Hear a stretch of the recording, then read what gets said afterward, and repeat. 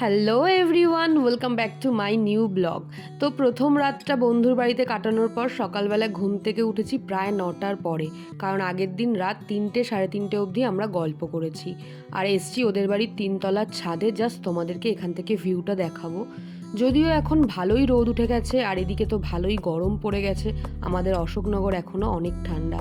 তো এখান থেকে এত সুন্দর ভিউ দেখা যায়, যদি সানরাইজের সময় আনতে পারতাম তোমাদেরকে ছাদে বেশি ভালো হতো। তাও অনেকটা খোলামেলা জায়গা, প্রচুর সবুজ এখনও এদিকে আছে আর অনেক সুন্দর একটা ভিউ দেখা যায় অনেক দূর অবধি। ওদের এই সামনে কিন্তু একটা শ্মশানও আছে। তো এখান থেকে ভিউটা আমার বেশ ভালো লাগছিল। খানিকক্ষণ ছাদে সময় কাটিয়ে তারপরে নিচে আসলাম। আর নিচে আসতে না আসতেই আমার বন্ধুর সুইটেস্ট ওয়াইফ স্বর্ণালী চলে এসছে চা করে নিয়ে, যেটা আমি সবথেকে বেশি ভালোবাসি, দুধ চা। আর ওর হাতের দুধ চাটা তো আমার বেশ ভালো লেগেছে। এখানে আমরা চা আর বিস্কুটের কৌটো নিয়ে বসে পড়েছি, আরও যা যা গল্প আছে, এবং আমরা এখন কোথায় বেরোবো, কোথায় কোথায় যাব ঘুরতে, সেগুলোর প্ল্যানিং করতে। দেন আমরা ব্রেকফাস্ট করে বেরিয়ে পড়লাম। প্রথমেই আমরা গেছিলাম আন্দুল রাজবাড়ি। বেসিক্যালি হাওড়া থেকে প্রায় 20 কিলোমিটার দূরে এই আন্দুল জায়গাটি অবস্থিত। আন্দুলের রাজা যিনি ছিলেন, রাজা রাজনারায়ণ রায়, তিনি প্রায় 1834 সাল নাগাদ এই প্রাসাদটি নির্মাণ করে। আর এই প্রাসাদটি নির্মাণ করতে ওনার প্রায় 2,82,00,000 টাকা খরচ হয়েছিল, ভাবা যায়। আর এই আন্দুল রাজবাড়ির প্রত্যেকটা পরতে পরতে যে কত ইতিহাস লুকিয়ে আছে, সেটা তো একটা বিশাল বড় ব্লগ করে তোমাদের সাথে শেয়ার করতে হবে। তারপর ওখান থেকে আসলাম গঙ্গার ঘাটে।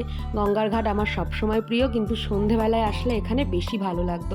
তাও খুব সুন্দর ঠান্ডা হাওয়া দিচ্ছিল আর প্রচুর বাচ্চা কাচ্চা ছেলেমেয়েরা এখানে আড্ডা মারছিল।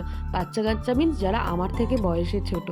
তারপরে আমরা সেখানে খানিকক্ষণ সময় কাটিয়ে চলে গেলাম আন্দুলের যে গিয়ে মন্দিরটা রয়েছে, মা অন্নপূর্ণার মন্দির। এটাও কিন্তু খুব বিখ্যাত। তোমরা আন্দুরটা কিন্তু একটা ওয়ান ডে ট্যুরের মধ্যে রাখতে পারো, যারা হাওড়ার আশেপাশে থাকো। তো এই মন্দিরটি প্রতিষ্ঠিত হয়েছিল ওই 1845 নাগাদ। তো এই মন্দিরে প্রায় 14টা, প্রায় না একদম ঠিকঠাক বলছি, 14টা শিব মন্দির রয়েছে চারিপাশ ঘিরে।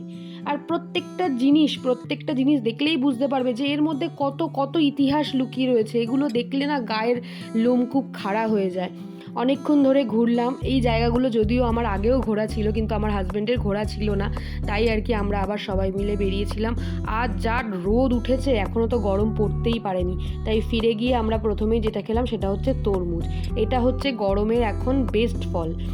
আর আন্টিকে বলেছিলাম যে আন্টি খুব গরম পড়েছে, বেশি কিছু খাওয়া দাওয়া করবো না, তাও আন্টি ফ্রাইড রাইস, কাতলা, কালিয়া আর ওদিকে চিকেন কষা, মিষ্টি সব রান্না করেছিল।